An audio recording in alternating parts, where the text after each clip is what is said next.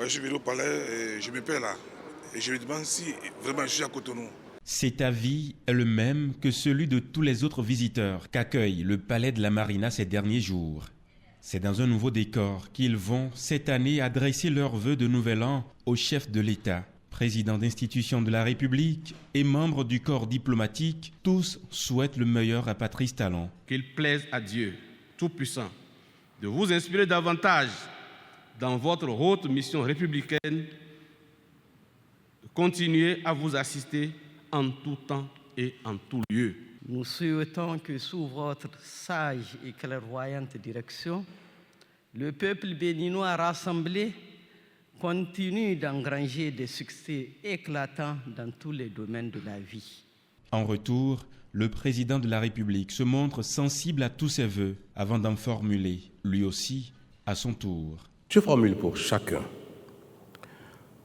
pour vos familles respectives, ainsi que pour vos collaborateurs, des vœux de bien-être et de réussite individuelle et collective pour l'année 2022.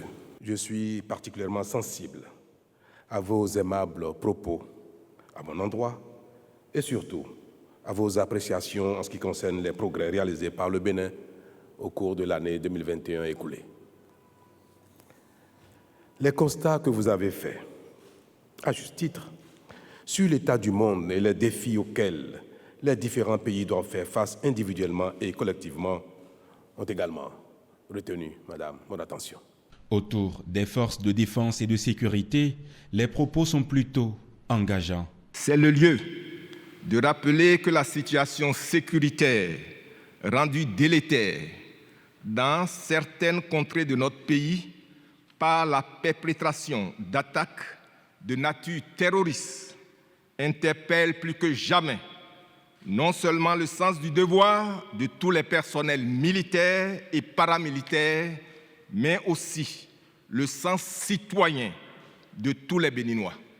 La sécurité nationale étant l'affaire de tous, la vigilance doit être accrue à tous les niveaux. Monsieur le Président de la République, les forces de défense et de sécurité sont, pour la plupart, conscientes de l'enjeu et de la responsabilité qui est désormais la leur devant le peuple béninois et devant l'histoire.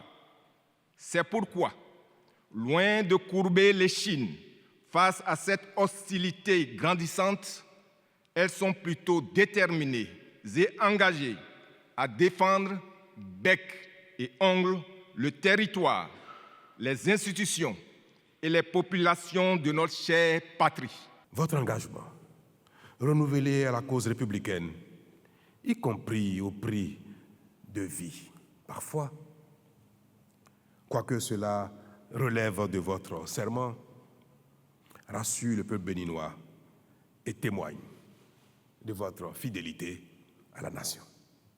C'est le lieu pour moi de saluer à nouveau la mémoire de vos braves collègues tombés sur le champ d'honneur. Je n'oublie pas de souligner la bravoure de vos collègues blessés. Je veux ici exprimer ma profonde compassion à l'endroit des familles affectées, tout en les rassurant que la République ne les abandonnera pas. Le gouvernement et moi-même, ainsi que je l'ai indiqué devant la représentation nationale le 29 décembre dernier, seront plus que jamais à vos côtés pour vous fournir davantage de moyens nécessaires à la défense de notre territoire et à la protection de nos concitoyens. L'année 2022 qui porte de nombreux défis semble s'annoncer décisive.